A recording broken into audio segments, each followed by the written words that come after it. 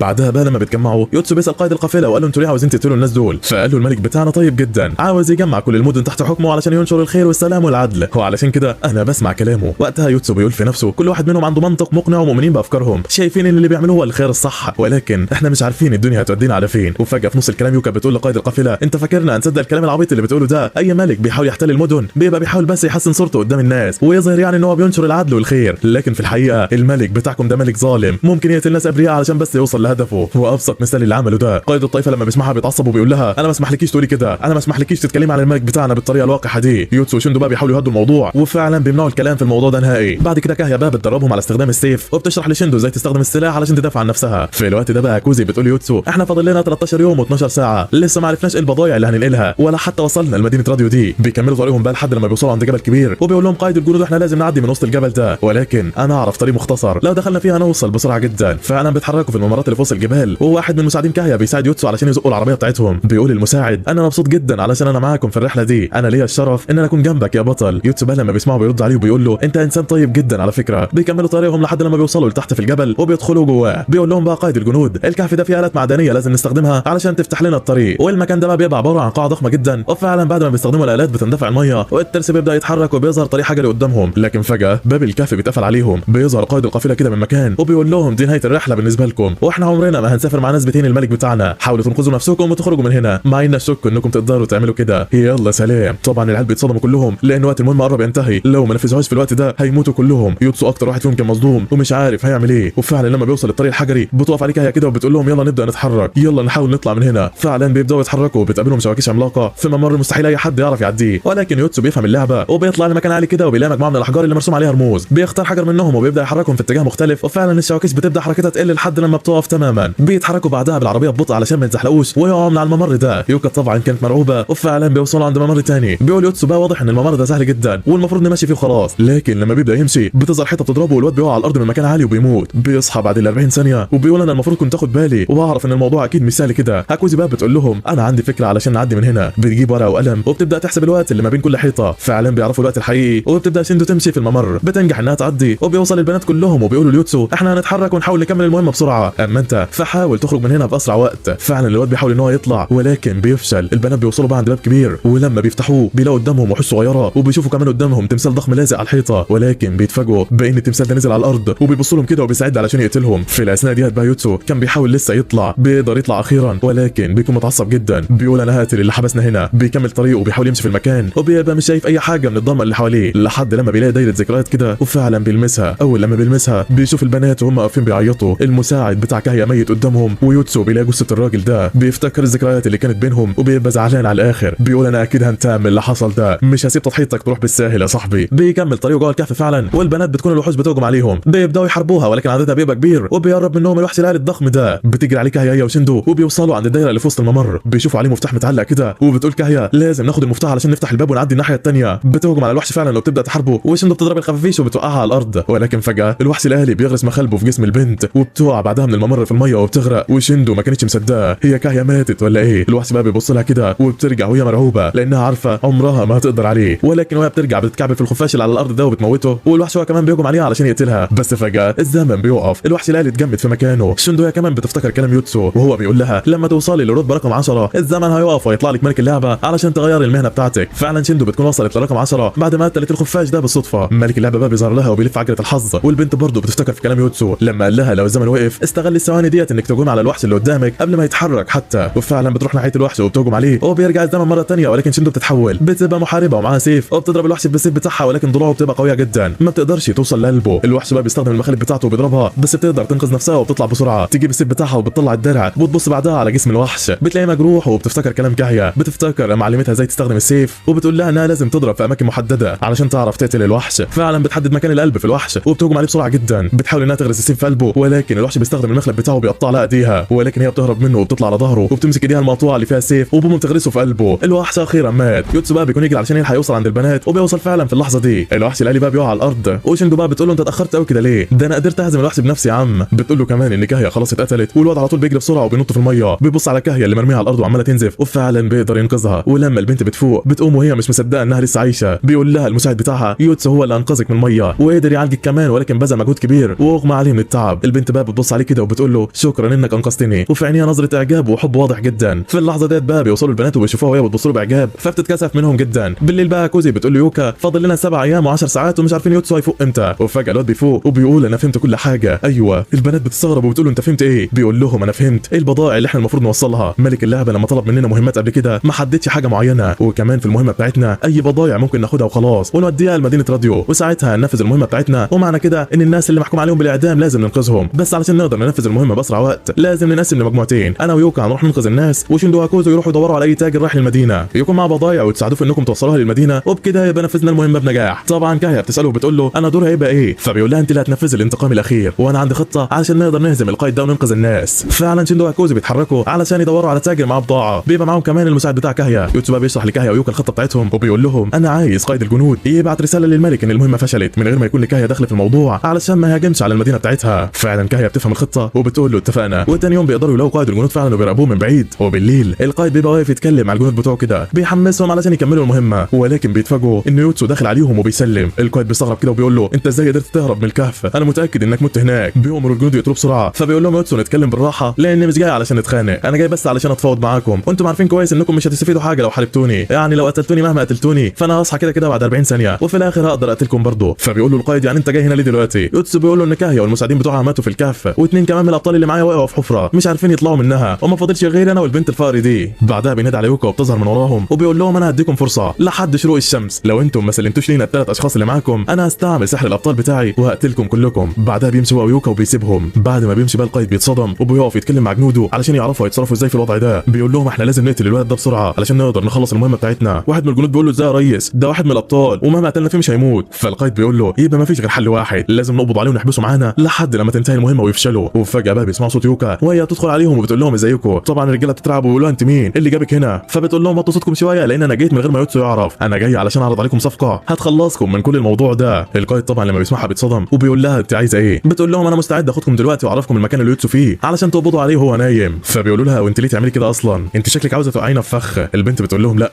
انا مش فارق معايا يوتسو ولا غيره، انا مش عايزه مشاكل مع اي حد وعلشان كده عايز اخلص منه. القائد فعلا بيقتنع بكلامها وبيقول لها انا هاجي معاك انا واحد من الجنود. بيكلم بقى الجندي الثاني وبيقول له افضل انت هنا واحرس المساجين دول. يوكا بقى بتبقى مبسوطه وبتقول لنفسها خطتك ماشيه كويس جدا يا يوتسو، وفعلا بتكون مهمه يوكا ان هي تاخدهم وتشغلهم لحد لما يوتسو ينقذ المساجين. وكل لما يسالوها بقى في الطريق احنا هنوصل امتى بتقول لهم كمان شويه، لحد لما بيزهق قائد الجنود منها وبيامر الجندي اللي معاه ان هو يقتلها بالسيف بسرعه. بيقول له يلا نرجع بسرعه لانه واضح ان ده كان فخ. بيربطوها فعلا بحبل علشان لو فات بعد 40 ثانيه بيرجعوا مره ثانيه بقى ناحيه المكان اللي فيه المساجين، ولكن القائد بيتفاجئ. يوتسو واقف قدامه وبيقول له المهمه بتاعتك فشلت يا باشا، انا قتلت المساجين ال3 وجثثهم مرمين زي ما انت شايف كده، هو حتى الجندي بتاعك انا هولع فيه دلوقتي. فعلا بيولع في المكان كله والجندي بيصرخ وبيتحرق. بيقول له القائد انت اكيد مجنون، انت ازاي تحرقه وهو عايش؟ في اللحظه ديت يوكا بقى بتستخدم سحر النار وبتقطع الحبل المربوطه بيه وبتهرب بسرعه وبتنط ورا يوتسو على الحصان. بيجروا هما الاثنين من المكان. يوكا بقى لما بتركب ورا بتقول كويس ده هم بيجروا ورانا زي العبط لانهم لو شافوا الجثث اللي بتتحرق هيكتشفوا الحقيقه كلها. هنا بقى بنعرف ان يوتسو انقذ المساجين ال3 بعد ما قبض على الجندي وربطه وغطى وشه واستخدم لبس المساجين ولبس اللبس ده لعرايس لعبه وكان عملها من القش علشان تبان شبه المساجين وان هو قتلهم يعني وولع في المكان كله. بيقول بعدها بقى يوتسو كده هم يبعتوا رساله للملك ويقولوا له ان كاهيا والمساعدين بتوعها ماتوا والابطال هم اللي بوظوا المهمه بتاعتنا كلها، وبكده مش هتحصل اي مشاكل للمدينه بتاعت كاهيا. بيوصلوا فعلا عند كهف في الجبل وبيكونوا مخبيين في المساجين ال3 بعد ما الطفل ده اتعالج وفاق. بيروح يوتسو بقى ليوكا كده وبيقول لها لو كاهيا عملت المهمه بتاعتها يبقى الخطه بتاعتي نجحت بالتمام والكمال، لكن لوكا بتقول له حتى لو احنا موجودين في لعبه وفي عالم غريب انت ازاي قدرت انك تحرق شخص وهو عايش؟ فبيقول لها ان العالم ده عباره عن لعبه مش بشر حقيقي وعادي يعني اما احرق اي حد. اما شيندو هاكوزي والمساعد بتاع كاهيا فبيبقوا قاعدين وهم محبطين جدا. بتقول بقى هاكوزي احنا بقالنا 3 ايام لسه مش لاقيين اي تاجر لحد دلوقتي، الوقت بتاع المهمه بتاعتنا قرب ينتهي وشكلنا كده هنموت ولا ايه؟ في نفس الوقت ده بقى كان قائد الجنود متضايق جدا لدرجه ان هو بيعيط وده بسبب فشل المهمه بتاعته، وكده الملك مش هيثق فيه مره ثانيه. فعلا بيبعت الملك رساله بكل اللي حصل ده وبيقول يا ترى الملك هيعمل فينا ايه لما نرجع، ولكن بوم بنتفاجئ ان الجندي بتاعه بيتقتل. ايوه الوحش كاهيا ظهرت في المكان وبتقول له ما تخافش من الملك بتاعك لانك اصلا مش هترجع له. القائد طبعا بيبقى مش مصدق اللي بيحصل وبتقول له كاهيا بقى بطريقه مرعبه كده امسك السلاح بتاعك لان ما بحبش استقوى على الناس اللي زيك. فعلا القائد بيمسك السلاح وبيهجم عليها بقوه ولكن هي بتستخدم السيف بتاعها وبتقطع له ايديه بعدها رجليه. بعدها الجندي بيقع على الارض وهو بيصرخ من الالم ولكن هي بتقطع رقبته بالسيف وبتقول له انا كده انتقمت للمساعد بتاعي. دي. وعلى الناحيه الثانيه بقى في القصر الملكي، بعد ما الملك عرف الاخبار ديت بيكلم واحد من رجالته بيقول له الابطال دول رغم ان هم طيبين وما بيؤذوش البشر ولكن اتدخلوا وبوظوا المهمه بتاعتنا، علشان كده انا عايزك تدور على اي طريقه علشان اقتل الابطال دول وانتقم منهم. فعلا الراجل بيرد عليه وبيقول له انا هنفذ كل اللي هتطلبه مني، وشكله كده ما بيهزرش يا صديقي. في الوقت ده بقى يوتسو بيقول له يوكا انا عايز اخد معايا 3 حاجات احتمال يكونوا هم البضايع اللي مطلوبه مننا نوصلها للمدينه. راديو فعلا بيحط له 3 صناديق صغيره كده في العربيه، وبتقول له يوكا وهي خايفه انت متاكد انك عايز تاخد الصناديق دي فيها حاجات غريبه جدا. بيقول لها احتمال دي تكون البضاعه، وفعلا بيبداوا يتحركوا علشان يقابلوا شندو. بتبص بقى كاهيا كده على يوتسو اللي كان في الوقت ده بيكلم الولد الصغير وبيبقى واضح انها معجبه بيه جدا. بتفضل يوكا بقى تبص لها بطريقه خبيثه كده وبتتاكد ان شكلها كده بتحبه. ولما بقى بيقفوا في الطريق كاهيا بتروح ليوتسو كده وبتكون عايزه تعترف له بحبها وبتقول له انا عايزه اقول لك على حاجه. طبعا يوكا بتبقى مستخبيه ورا الحصان وعايزه تسمع هي هتقول له ايه، ولكن كاهيا بتتكسف منه وما بترضاش تقول له حاجه وبيكملوا طريقهم بعدها عادي. يوكا بقى بتكون مبسوطه ومستمتعه جدا بالاحداث الرومانسيه اللي بتحصل حواليها وبيبص عليها كده وهي بتعمل حركات غريبه بتحاول تلفت نظر يوتسو. والولد ده بيسال يوتسو بيقول له هي البنت ديت بتعمل كده ليه، هي طبيعيه؟ فيوتسو بيقول له يا عم عادي سيبك منها، ده دماغها مشيعه. بتفضل يوكا بقى تعمل خطط خبيثه طول الطريق عشان تخلي كاهيا تعترف بحبها ليوتسو، ولكن كل خططها بتفشل لدرجه ان هي طلبت من كاهيا ان هي تساعد يوتسو في الطبخ علشان يعني يعرفوا يتكلموا مع بعض وتدي لها فرصه تعترف له. ولكن ما بتلاقيش كاهيا اصلا، واول ما بتشوفها بتلاقيها داخل عليهم وهي شايله شيء كبير جدا وضخم وبتقول لهم انا اصطدت الخنزير ده علشان ناكله، وهي ديت الطريقه بقى اللي انا هساعد بيها يوتسو في الطبخ. طبعا يوكا بتتصدم وبتقول لنفسها البنت دي غريبه قوي فعلا. فبتفكر يوكا في خطه جديده تساعدها بيها وبتطلب من يوتسو ان هو يتدرب مع كاهيا على استخدام السيف يعني وكده. وبتقول لنفسها هي بتحب التدريب واكيد يعني لما يتدربوا مع بعض هتتشجع وتتنحنح وتقول له حاجه. ولكن بتتفاجئ ان كاهيا خلصت على يوتسو وبتقول لها يلا الدور عليك يا شاطره. بتفضل تجري وراها ويوكا بتهرب منها، وحرفيا مشهد من اكتر المشاهد اللي ضحكتني الصراحه. في الناحيه الثانيه شيندو بقى وهاكوزي بيلاقوا تاجر رايح لمدينه راديو ومعاه بضايع علشان يوصلها للمدينه. فعلا بيركبوا معاه علشان يوصلوا لمدينه راديو، وفي الوقت ده بيتحرك التاجر اللي معاه البضاعه ومعاه البنات كمان علشان يوصلوا للمدينه. ولما بيوصلوا لمدينه راديو بيودوا المساجين للكنيسه علشان يبقى مكان امن ومحدش يقدر يتعرض لهم، ولكن ما بيبقوش هم البضايع اللي المفروض يوصلوها والمهمه لسه ما اتنفذتش. الحاجه الثانيه بقى اللي قال عليها يوتسو هي السيوف والحاجات بتاعه الجنود، ولكن برضه ما بتطلعش هي البضاعه المطلوبه. وكده بقى ما فاضلش غير الحاجه الثالثه والاخيره واللي هي الحاجات اللي موجوده في الصناديق دي، وبتكون عباره عن رؤوس القائد والجنود اللي قتلوهم وقطعوهم يعني وحطوها في الصناديق دي. والغريبه دي بتطلع فعلا البضايع المطلوبه وبيقدروا ان هم ينفذوا المهمه. في الوقت ده بقى شيندو هاكوزي كانوا ماشيين كده مع التاجر اللي رايح لمدينه راديو، ولكن بيتفاجئوا ان المهمه اتنفذت وبيتقابلوا كلهم في المدينه. بيستعدوا بقى علشان ينفذوا المهمه اللي بعدها، وبتبقى المهمه الجديده بتاعتهم ان هم ينتشروا في المدينه كلها ويحاولوا يكبروا الخريطه بتاعتهم اللي هي الخريطه بتاعت اللعبه يعني اللي معاهم، ويوصلوا لاماكن كتيره جدا ما شافوهاش لحد دلوقتي. فعلا الاربعه بينفصلوا عن بعض علشان يغطوا مساحات اكبر، ولكن قبل ما يوتسو يتحرك بيقف في مكان كده وبيبص على البحر والشمس. بيتفاجئ بقى بان كاهيا جايه ناحيته وبتبقى قررت ان هي تصارح يوتسو بحبها. فعلا بتقف جنبه وبتستعد علشان تقول له انا بحبك، بس بتلاقيه بيستعد علشان يمشي والبنت بترجع عن كلامها بتساله بتقول له انت خلاص هتمشي، فبيقول لها لازم امشي علشان انفذ المهمه الجديده. كاهيا في الوقت ده بترجع بقى عن قرارها وبتمد لها ايده وبيسلم عليها وبيقول لها بعدها انا فرحان جدا جدا ان انا شفتك، اتمنى اشوفك مره ثانيه. وبعدين بيمشي. البنت طبعا بتقرر انها تكتب المشاعر جواها وما بتقدرش تقول له حاجه وبتفضل واقفه كده تبص عليه من بعيد، وشكلها كانت واقعه جامد الصراحه. في الاثناء ديت بقى يوتسو والبنات بيبداوا ينتشروا علشان ينفذوا المهمه بتاعتهم، ولكن التلج بيبدا ينزل وعاصفه ثلجيه بتغطي المكان كله. يوتسو بيغير اللبس بتاعه علشان يتدفى وبيبدا يتحرك في وسط العاصفه الجليديه، ولكن الموضوع بيبقى صعب جدا. البرد شديد جدا وهم مش متعودين عليه وشكلهم خلاص هيموتوا. هاكوزي بقى بتتعب في نص الطريق وبتقع على الارض وبتبقى على وشك انها تموت من البرد. بتقول انا مش عايزه اموت وبتبقى قاعده تعيط. يوكا بقى كانت بردانه جدا ومش قادره تتحرك، وشندو هي كمان بتحاول تمشي ولكن بتتعب وبتنهار، ما بتبقاش قادره تتحرك هي كمان. تلج كمان في الاثناء ديت بيبدا يغطيهم كلهم وبيبقوا على وشك الموت. اما يوتسو بقى فبيفضل ماشي وسط التلج وهو بيقول مده المهمه فاضل عليها 6 ساعات وتنتهي، لازم نوصل للمكان المطلوب علشان ننفذ المهمه دي. ولكن بنتفاجئ بوحش عملاق قدامه وبيضربه ضربه قويه جدا وبيرميه على الارض. الوحش بيحاول يضربه مره ثانيه ولكن يوتسو بيهرب بسرعه جدا وبيعدي ما بين رجليه، بيجري بعدها وبيبعد عنه وبيقفوا هما الاثنين قدام بعض. فجاه بقى الوحش بيهجم عليه مره ثانيه ولكن يوتسو بيطلع الطاسه اللي في ايده وبيطير وبيصد الضربه. بيجري بعدها على الوحش علشان يهجم عليه وفعلا بيطلع السكينه وبيقدر ان هو يقتله. ولكن بعد ما الوحش بيموت بتطلع وحوش صغيره جدا وهي زعلانه ان امهم ماتت. يوتسو هو كمان كان زعلان جدا علشان هو يتم الصغيرين دول. بيقول لنفسه انا اضطريت اعمل كده علشان اعيش، بس في الاول والاخر كده كده يعني هي ديت لعبه وده ذكاء اصطناعي مش اكتر. بيشوف بعدها بقى المسافه اللي قدامه على الخريطه وبيعرف انه لسه فاضل 5 ساعات قدامه والمده تنتهي.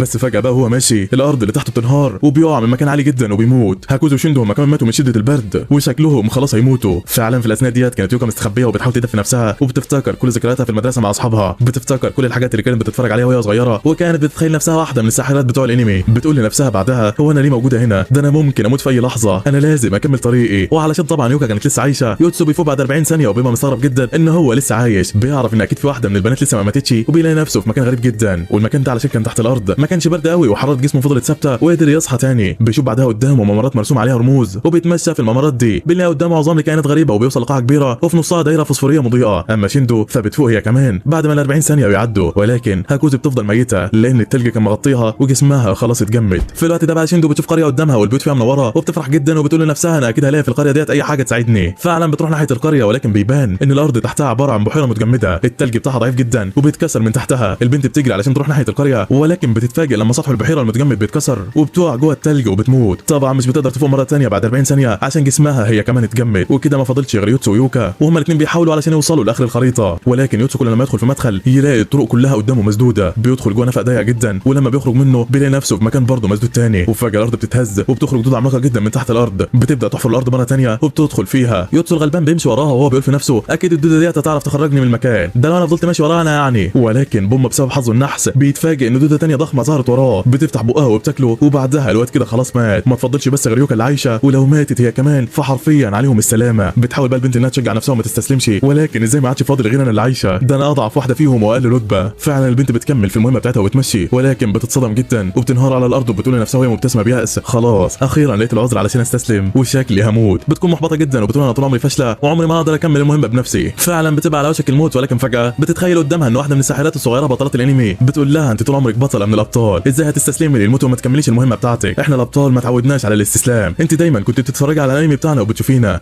واحنا بنحارب الشر بكل انواعه، وانت كمان المفروض ما تستسلميش وتبقي زينا. يوكا لما بتسمع الكلام بتعيط وبتمسك الصولجان بتاعها وبتتحمس وبتقول بصوت عالي انا لازم اكمل المهمه، انا مش فاشله. فعلا بتكمل في طريقها ولكن بتبدا تتعب من شده البرد وبتتخيل قدامها شخصيات الانمي اللي هي بتحبها علشان تشجعها، بس بتقف وهي مرهقه وبتشوف قدامها قطه ضخمه جدا، في بنت راكبه على القطه دي وبتقول لها البنت انت واحده من الابطال صح؟ تعالي معايا لو عاوزه تكملي المهمه بتاعتك. يوكا بقى لما بتشوفها بتكون مفكره انها بتتخيل، بس بعدها بتكتشف انها حقيقيه. بتركب على القطه فعلا والبنت بتاخدها معاها، بيجروا بسرعه بقى علشان يوصلوا للمكان المطلوب، ولكن يوكا بتحس باليأس، بتقول مستحيل ان احنا نوصل في الوقت المحدد، بتفقد الامل وبتقول في بالها المهمه عمرها ما تتنفذ، اكيد كلنا هنموت. بتبدا تعيط وبتقول في نفسها خلاص اللي حصل حصل، ولكن البنت بتقول لها ما تقلقيش هنوصل في الوقت المحدد. بوم بتطلع من ايديها سلاح وبتقول تعويذه سحريه وبتظهر طاقه سحريه قويه، بتبدا القطه تطير بسرعه رهيبه ويوكا بتستغرب جدا لما بتشوفها، بتسالها وبتقول لها انت واحده من الابطال ولا ايه؟ فبتقول لها البنت لا انا مجرد واحده بعرف استخدم السحر وبس. بتبص بعدها يوكا على كارت المهمه بتاعتهم وبتلاقي ان الوقت قرب يخلص، وفي الوقت ده البنت بتعمل طاقه سحريه قويه ثانيه وبتطير القطه بسرعه والوقت بيكون جرى وميعاد المهمه خلاص قرب ينتهي. فجاه بيظهر البحر قدامهم وبيكون هو ده المكان اللي المفروض يوصلوا له علشان ينفذوا المهمه، بس بيبقى بعيد جدا والعداد برضه لسه شغال. يوكا بقى بتغمض عينيها وبتحس انها خلاص مش هتقدر تنجح، ولكن فجاه بيفوقوا كلهم وبيلاقوا نفسهم في المكان اللي بيقابلوا فيه ملك اللعبه، وبيبقوا مستغربين جدا ان يوكا قدرت تنفذ المهمه ديت لوحدها. فجاه بقى بيظهر ملك اللعبه ورا يوكا والبنت بتترعب جدا، بتقول له كفايه بقى الرعب اللي انت بتعمله لنا ده. ووقتها ملك اللعبه بيقول لها انت نفذت المهمه بتاعتك وتقدري تساليني اي سؤال انت عايزاه وانا هجاوبك عليه بسهوله. بتفكر يوكا كده تساله في ايه لانها بتكون مش عايزه تضيع سؤالها في حاجه، فبتقول له يوكا بقى في حاجه انا كنت عايز اعرفها، هو العالم الغريب ده حقيقي ولا لعبه؟ طبعا الكل بيكون مستغربين جدا من سؤالها ومتاكدين يعني ان العالم ده مش حقيقي. فبيرد ملك اللعبه عليها وبيقول لها انتم فعلا في عالم تاني موازي، العالم ده شبيه بالعالم بتاعكم اللي هو الارض، يعني من الاخر كده ايوه ده عالم حقيقي، البشر والكائنات الغريبه اللي انتم بتشوفوها دي هي برضه حقيقيه وانتم بس الحاجه اللي مش حقيقيه في العالم ده. وقتها يوكا بتبص ليوتسو كده وهم مصدومين لان معنى الكلام ده ان يوتسو قتل انسان حقيقي حرقه بالنار كمان لانه كان مفكر انها مجرد لعبه. بيبقى وكمان مش مصدق اللي حصل وكان في قمه الزعل. بعد كده بقى بنشوفهم بيرجعوا مره ثانيه للعالم الحقيقي وبيقعد يوتسو في الاوضه بتاعته وهو مصدوم جدا ومش مصدق كل اللي حصل، مش مصدق كمان كل اللي هو مر بيه، وبينام وهو حاسس بالياس وبالصدمه. بيقول لنفسه صحيح انا بكره الناس وما بختلطش بيهم ولكن مش لدرجه ان انا اقتل انسان حقيقي. كان زعلان جدا. بعد كده بقى بنشوفه هو بيبدا يشارك في الانشطه الرياضيه اللي في المدرسه اللي ما كانش بيشارك فيها اصلا، بقى محترف جدا لدرجه ان كل زمايله في المدرسه مستغربين هو ازاي بقى بالسرعه والمهاره دي. ومش بس يوتسو بس اللي حصل فيه اختلاف، ده كوزيا كمان بتشارك في الرياضه مع شيندو بعد ما صحتها اتحسنت شويه وبتحس انها بقت كويسه، بتكون فرحانه جدا وشكل ده تاثير العالم اللي هم بيروحوا له. وبتقولها كوزي بقى لشيندو واضح ان احنا كل ما نشارك في اللعبه ونرجع للعالم بتاعنا بنكتسب قوه جسديه وجسمنا بيبقى افضل لدرجه ان صحتي بدات تتحسن بالرغم يعني من اني لسه مريضه بالمرض الخطير يعني. وفي الوقت ده بقى شيندو بتبص على يوتسو كده اللي بيبقى لسه حزين ومتضايق من نفسه ومش مصدق، ايوه مش مصدق اللي عمله في العالم اللي فات، بيحاول يبعد عن الكل وما يختلطش بيهم وحتى ما كلمش ولا شيندو ولا هاكوزي. ولكن فجاه اثناء ما كان يوتسو ماشي وفي طريقه للبيت بتجيله رساله على الموبايل بتاعه وبيكتشف انها رساله من ملك اللعبه، ولما بيفتحها بيتصدم لان ملك اللعبه بيساله انت حاسس بايه دلوقتي بعد ما قتلت انسان حقيقي؟ وقتها يوتسو بيتضايق وبيقرر ان هو يمسح الرساله ويرجع على بيته، بيفكر بقى لو كان اللي حصل ده كله جزء من اللعبه دي، بس بيقرر ان هو يتجاهل كل ده ويعيش الحياه الطبيعيه ويبعد عن اللعبه نهائي وما يفكرش تماما ان هو يرجع للعالم السحري مره ثانيه. ولكن برضه بيبقى مصدوم وحزين من اللي هو عمله. وفجاه بيلاقي بنت غريبه ظهرت قدامه بدون مقدمات وبتقول له ازيك يا يوتسو. الواد بيتلعب جدا وبيقول لها انت مين بالظبط وايه اللي جابك هنا؟ بترد عليه وبتقول له كان المفروض ترد على رسالتي، ليه مسحت الرساله اللي انا بعتها لك؟ يوتسو بيقول لها وانت تبقى ملك اللعبه ازاي وصلت للعالم بتاعنا وازاي اتحولتي وبقيتي شخصيه بنت صغيره؟ فبتقول له البنت انت مالكش اي حق انك تسالني في اي حاجه. بيقعدوا بقى مع بعض وبيقول ملك اللعبه ليوتسو جاوب على السؤال اللي سالته لك في الرساله اللي انت مسحتها، احساسك ايه دلوقتي بعد اللي عملته؟ فبيقول لها طبعا انا ندمان ومتضايق جدا، حاسس اللي انا عملته ده غلط كبير، ولكن انا بقول دايما لنفسي انا عملت كده وانا فاكر ان انا بقتل شخص في اللعبه وعلشان انا كنت عايز اعمل حاجه كويسه وانقذ مدينه كامله من الحرب والدمار. بيقول له ملك اللعبه بعدها بقى عموما انسى الموضوع ده دلوقتي وما تفكرش انك مش هترجع للعبه مره تانية، لانك مش هتقدر تعمل كده ولازم تكمل المهمات اللي في اللعبه، والا لو ما عملتش كده كلكم هتموتوا في العالم الحقيقي. ويلا علشان اقول لك مين الشخص الجديد اللي انت هتدخله معانا. فبيستغرب يوتسو كده وبيقول له مين الشخص ده. ملك اللعبه بيقول له هتعرف كل حاجه في وقتها. بيديله الكاب وبيقول له البسه دلوقتي، وبيستغرب يوتسو جدا. وفي مكان تاني بقى في المدينه وقدام مطعم صيني كده بيبقى في عصابه من الحراميه والبلطجيه اللي مغطيين وشهم باقنعه، معاهم الزعيم بتاعهم وبيقول لهم استعدوا علشان تنفذوا المهمه. في الوقت ده بقى ملك اللعبه بيبقى قاعد مع يوتسو في المطعم وبيساله يوتسو بيقول له انت ليه جايبني هنا. البنت بعدها بتقول له الراجل اللي انت شايفه قدامك ده تاجر مخدرات معروف جدا، واللاعب اللي انا عايزك تضمه علشان يدخل اللعبه معاكم هيدخل دلوقتي وهيحاول يخلص على تاجر المخدرات، وانت وظيفتك انك تمنع الحوار ده. فيوتسو طبعا بيتصدم وبيقول لها ايه اللي انت بتقوليه ده؟ مين اللي هيخلص على تاجر المخدرات ده؟ وانا دوري ايه اصلا معاه؟ البنت بعدها بتكمل كلامها بكل برود وبتقول له اللاعب الجديد ده اسمه كيتا وله اخ اسمه شوجا مشارك معاه برضه في الجريمه دي، فجاز يلا علشان هم يدخلوا بعد 3 2 1. وفعلا في اللحظه ديت الباب بيتفتح وبيدخل البلطجيه وبيهجموا على تاجر المخدرات، ولكن يوتسو بيمد رجله وبيكعبل واحد منهم وبيقول لباقي البلطجيه اللي انتم بتعملوه ده غلط جدا، ولكن البلطجي اللي مرمى على الارض بيضربه بالعصايه في رجله وبيفكر نفسه هيقدر عليه، ولكن يوتسو بيتعصب منهم وبيمسكهم يكسرهم واحد واحد ومفيش حد بيعدي منه. طبعا الواد ما كانش راحمهم ومخلص عليهم واحد واحد، وواحد فيهم بيندى على الثاني وبيقول له يا شوجا. لما يوتسو بقى بيسمعه بيعرف ان ده اللي هم عاوزينه، بيقرر يشوف وشه. الواد بقى بيهجم على يوتسو مره ثانيه، ولكن يوتسو بيتفادى بكل سهوله وبيشيل القناع من على وشه وبيقول له خد اخوك وهرب من هنا بسرعه قبل ما الشرطه تيجي وتقبض عليكم. ولكن الواد بيقول له انا لازم اخلص على تاجر المخدرات ده، الزعيم امرني بكده. يوتسو طبعا بيمنعه وبيقول له بطل اللي انت بتعمله ده واهرب بسرعه علشان اللي بتعمله غلط. في نفس الوقت ده بقى زعيم العصابه بيعرف من واحد من رجالته ان الخطه بتاعته خلاص فشلت، بيدخل المطعم بقى وبيقول له خلاص ما تعملش حاجه، وبيوجه كلامه ليوتسو وبيقول له انت مين بالظبط يالا؟ مين اللي خلاك تعمل كده؟ انت شغال مع العصابه المنافسه؟ لكن يوتسو ما بيرضاش يرد عليه والزعيم بيتعصب منه، بيرفع المسدس عليه وبيقول له اتكلم والا هقتلك. في اللحظه ديت بقى بيظهر ملك اللعبه، وطبعا الكل بيستغرب لانه عباره عن بنت صغيره واقفه وبتتكلم مع يوتسو، بتديله بعدها قفاز سحري وبتقول له استخدمه. فعلا يوتسو بياخده بسرعه وبيلبسه وبيطلع طاقه سحريه جدا وبيقدر يوقف الوقت. بعدها بيستغل الموقف وبيقدر يضربه وبيرميه على الارض ينزف من كتر الضرب. طبعا كيتا بيبقى مستغرب جدا ومش فاهم اللي بيحصل قدامه لانهم موجودين في العالم الحقيقي وعمره ما شاف سحر بالشكل ده. في الوقت ده بقى بتوصل الشرطه وساعتها يوتسو بيقول لكيتا خد اخوك واهرب بسرعه. فالواد بيساله بيقول له انت مين بالظبط؟ يوتسو ما بيرضاش يرد عليه وبيمشي، وزعيم العصابه في الوقت ده بيفوق وبيمسك المسدس بيبقى عايز يضرب النار على يوتسو من ظهره، ولكن كيتا بيضرب المسدس من ايده وبيقول له عيب عليك تضرب اللي انقذني من ظهره. زعيم العصابه بيتعصب منه وبيقول له انت بتتحداني؟ انت عارف ايه اللي هيحصل لك لو ما سمعتش كلامي؟ ده انت حتى عايش لحد دلوقتي بسببي. كيتا بعدها بيتعصب منه وبيرفع رجله وبيديها على وشه، بيقول له انت ما عرفتش تضرب عيل صغير هتيجي وتتشطر عليا انا؟ يلا مع السلامه يالا. وفعلا بيجري بسرعه وبيهرب هو واخوه من الشرطه وما حدش كان فاهم حاجه. بعد كل الاحداث ديت بقى بيكون يوتسو واقف يتكلم مع ملك اللعبه وبيقول له انا كده نفذت المهمه، يلا بقى سيبنا نروح. فبيقول له ملك اللعبه صحيح بقى انا كنت عايز اسالك على حاجه، انت دلوقتي انقذت انسان تاني من الموت، اللي خلاك بقى تعرض حياتك للخطر وتعمل حاجه زي دي؟ فبيرد عليه يوتسو بيقول له انا عملت ده علشان مصلحتي انا، لان انا كمان عايز لاعبين جدد ينضموا للعبه وننفذ المهمات بتاعتنا مع بعض، لاني بصراحه بديت استمتع جدا باللعبه دي. وبتظهر كده نظره مجنونه في عينه وشكله اتحمس على الاخر. بيكمل كلامه بقى وبيقول انا عندي فضول اعرف نهايه اللعبه دي، ده غير بقى ان انا حاسس دلوقتي ان اقدر اسيطر على المدينه اللي انا عايش فيها، ده انا ممكن كمان في المستقبل اسيطر على العالم كله، وعلشان كده احنا لازم نرجع للعبه، لازم نكملها لان عايز اعرف ايه اللي هيحصل قدام. وبنعرف احنا كمان في الوقت ده ان كيتا كان متورط مع زعيم العصابه ده، لان الزعيم هدده وطلب منه ان هو يقتل تاجر المخدرات، وده لان ام كيتا وشوجا كانت مديونه بفلوس كتيره للزعيم، وكان العيال مضطرين ان هم يسمعوا الكلام والا هيقتلوا امهم. بس طبعا يوتسو قدروا ان هو يلحقهم قبل ما يرتكبوا الجريمه دي وانقذهم من اللي هم فيه. وفي الوقت ده البنات بيبقوا قاعدين مع بعض في مطعم وبيضحكوا على الاخر. بتسمع يوكا ان كان في عربيه شرطه بتقبض على حد في مكان قريب منهم وبيتوقعوا انها ممكن تكون جريمه. بتقول يوكا بصوت واطي كده اكيد دي مهمه عليك يا يوتسو. بيكون بقى يوتسو لسه واقف مع ملك اللعبه وبيحكوا له عن اللي حصل وعلى الناس اللي انقذها. بتكون بقى كوزيا كمان في المدرسه وبتسمع صوت عربيات الشرطه وبتقول في بالها يا ترى المهمه الجايه امتى. في الاثناء ديت بقى كان يوتسو لسه واقف مع ملك اللعبه والبنت بتساله بتقول له انت مفكر نفسك مين؟ يوتسو بقى بيرد عليها وبيقول لها انا مجرد ولد عادي. بيرفع ايده وبيشوف القوه السحريه اللي في ايده وبيقول لها مجرد ولد موهوم باوهام العظمه، وعرف اخيرا ان هو غلطان واعترف بده. بس بالرغم من كل ده هو شايف ان اللي عمله صح، العالم حواليه هو اللي كله غلط. انا عارف ان كل اللي انا حاسس بيه ده علشان جنون العظمه مش اكتر، بس ايه المانع يعني؟ ايه المانع لما يكون ده حقيقه؟ بيقف وبيخرج طاقه سحريه كمان من ايده وبيقول انا بقاتل بالعداله اللي انا مؤمن بيها، عشت عمري كله بعمل كده، هكمل حياتي برضه على كده ومش هرتاح لما اشوف نهايتك انت كمان يا ملك اللعبه. وبس لحد هنا بنكون وصلنا لنهايه الملخص ده.